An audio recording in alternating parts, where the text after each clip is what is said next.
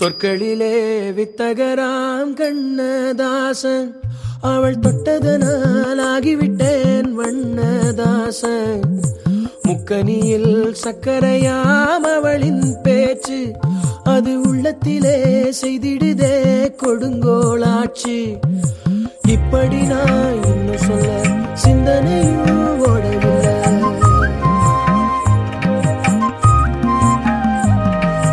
யாவும் அந்த புள்ள செஞ்சலில